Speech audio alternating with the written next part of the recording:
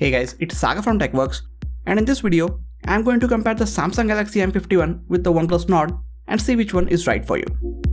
Since both these phones come at a similar price point, many of you are confused that which one would be right for you. In this video, we are going to look at everything from the price to design, displays, internals, overall performance, cameras, and everything else in between, and hopefully by the end of this video, you will have a much better idea that which of these two smartphones is the right one for you. If you guys want to watch this video in Hindi, click on this card that appears on the top right corner of your screen or on the link in the description. Yes, I have a new Hindi channel now. So if you guys understand Hindi, click on the link in the description and come and show me some love and support by hitting the subscribe button on that channel. Now before we start, you should know that both these phones are really good. So if you or I end up liking any one of these, that doesn't make the other one bad. It's just that one of them might fit our needs better than the other. So be considerate about this fact while leaving your comments. Let us start with the price. Most of you watching this video already know this, that both these phones start at a similar price point.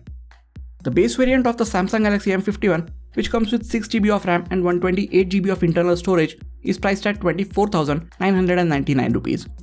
And the 8GB RAM and 128GB storage variant is priced at 26,999 rupees. Base variant of the OnePlus Nord comes with 6GB of RAM and 64GB of storage and also starts at 24,999 rupees. The 8GB RAM and 128GB storage variant of the Nord is priced at 27,999 rupees. And the 12GB RAM and 256GB variant of the OnePlus Nord comes at 29,999 rupees.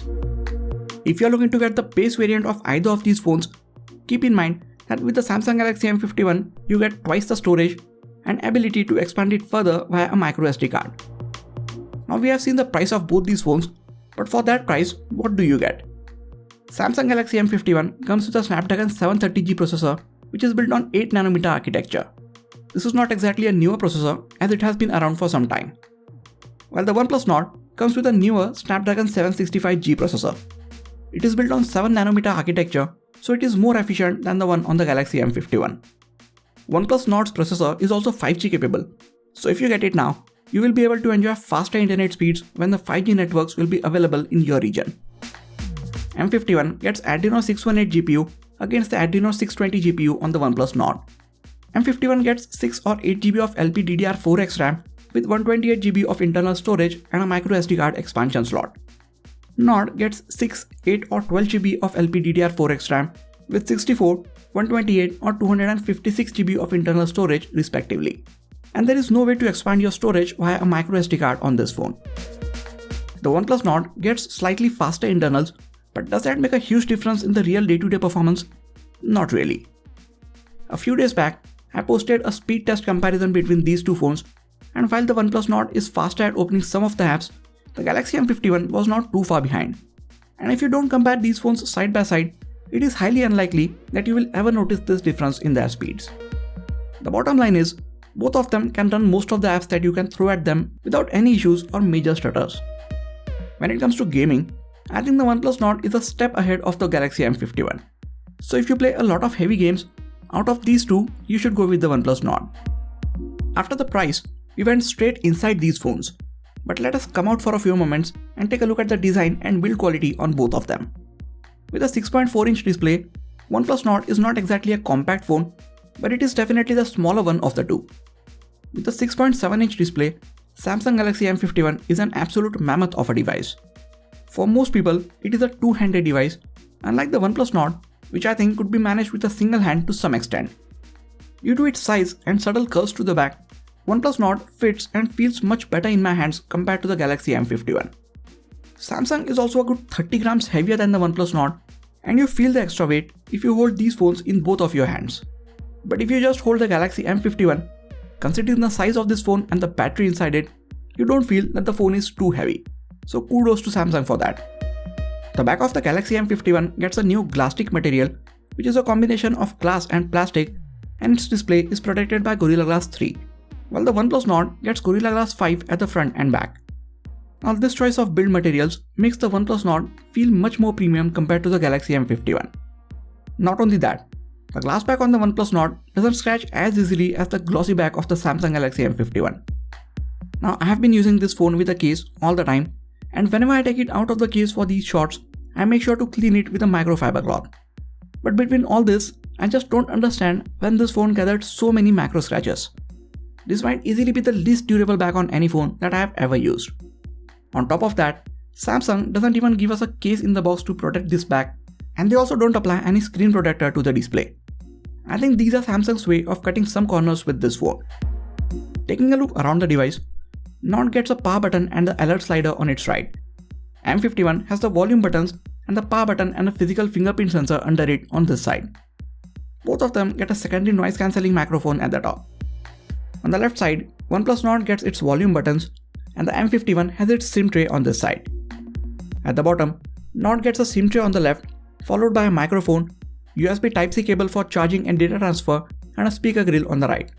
M51 gets a 3.5mm headphone jack, USB Type-C port for charging and data transfer, microphone, and a speaker grill at the bottom.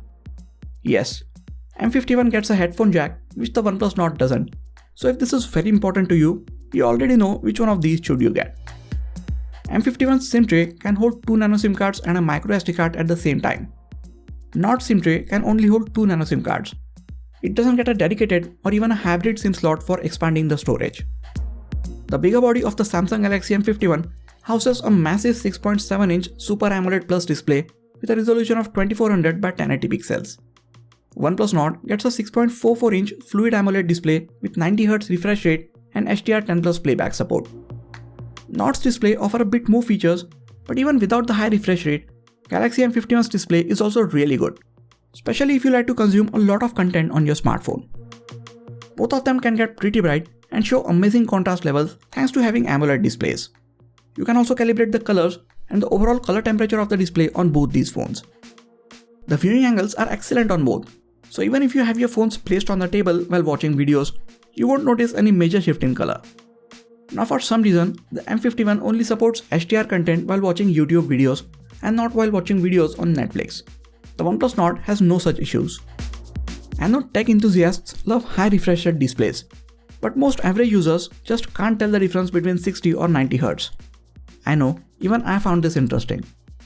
I showed the OnePlus Nord to few of my friends who are not too tech savvy, and even after switching between the 60 and 90 Hz in front of them, they just couldn't spot the difference.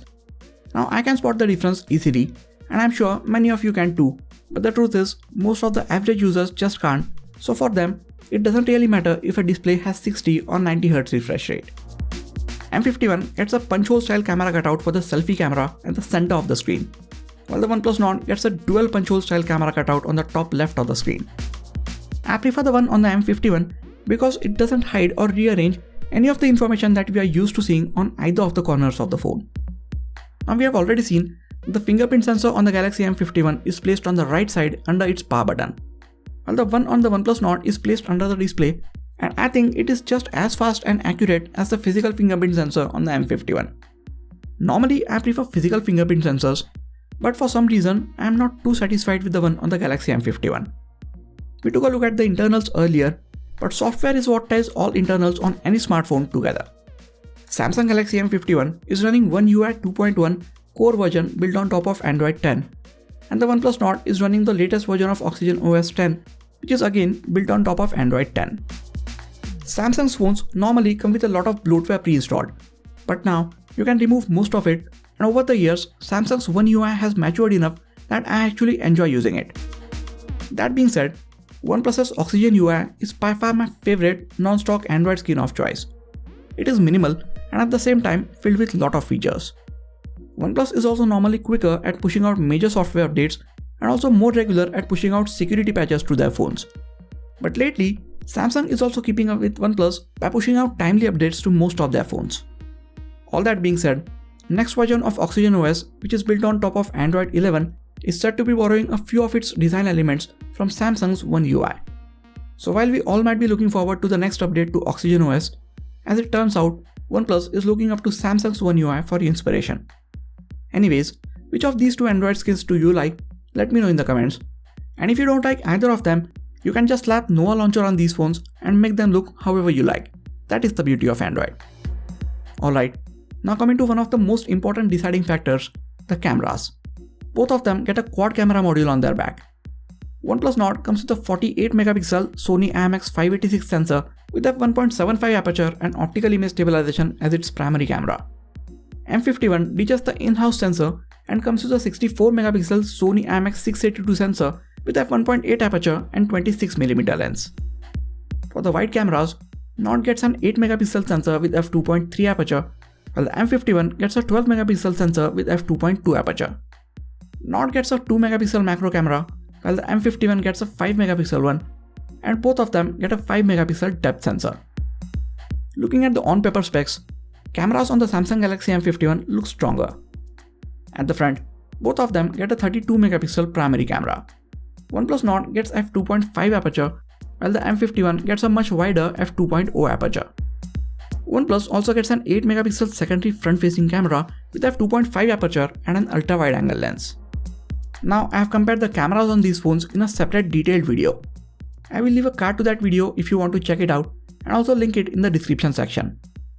As you might expect, M51's main camera captures more details and it also gets a much better wide and macro camera. But even with its lower resolution sensors, the processor on the OnePlus Nord also makes its images look good. In some of the shots, Galaxy M51 did better, while in others, the OnePlus Nord came on top. I actually prefer the overall colors from the OnePlus Nord, but for the dynamic range, I would say the Galaxy M51 is doing much better. For a much deeper insight and a lot of image and video samples, make sure to watch my camera comparison videos of these phones. If you want a gist of that video, for daytime images, I would pick the Samsung Galaxy M51, and for the low light night mode shots, I would go with the OnePlus Nord. For taking videos, I would again go with the OnePlus Nord. Now while taking a look at the internals, I left out one key area, and that is the battery. OnePlus Nord comes with a 4115 mAh battery inside its smaller, thinner body. But the bigger body of the Samsung Galaxy M51 packs in a mammoth 7000 mAh battery. Yes, 7000 mAh. This huge battery means with average to moderate usage, you can easily make it last for 2 full days. But with heavy usage, it is more like a day and a half, which if I am being honest is not that much more than the OnePlus Nord. You get close to 10 or 10.5 hours of screen on time on the Galaxy M51, and the OnePlus Nord gives you 7+ hours of screen on time. Now this is because processor on the OnePlus Nord is more power efficient. Don't get me wrong, the battery on the Galaxy M51 will definitely outlast the one on the OnePlus Nord, but it just won't last for as long as you would expect a 7000 mAh battery to last. All in all, both of these phones give you a very good battery backup. When it is time to charge them up, M51 comes with a 25W fast charger and the OnePlus Nord comes with a 30TW charger.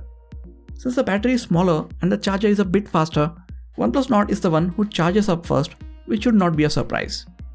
But even with this massive battery, M51 just takes about 2 hours to get to 100%. I think those were all the points that we had to compare. OnePlus Nord gives you a bit more in terms of the faster internals, 5G support, much better build quality, faster software updates and a much comfortable feel in your hand and pocket. Samsung Galaxy M51 on the other hand gives you more storage at the same starting price, expandable storage, just as good performance, slightly better cameras in daylight, bigger display for consuming media, headphone jack, bigger battery and a bigger brand name. Yes, that last one is important to some people. So you have all these points in front of you. Look at the ones which are more important to you, weigh up the pros and cons of both these phones and then make your decision. If I was going to choose between these two phones, I would go with the OnePlus Nord because of its size, build quality and OnePlus's track record of software updates. Which one of these would you choose and why? Let me know in the comments. And when you have made your decision, I will really appreciate if you get either of these phones from the affiliate link in the description section.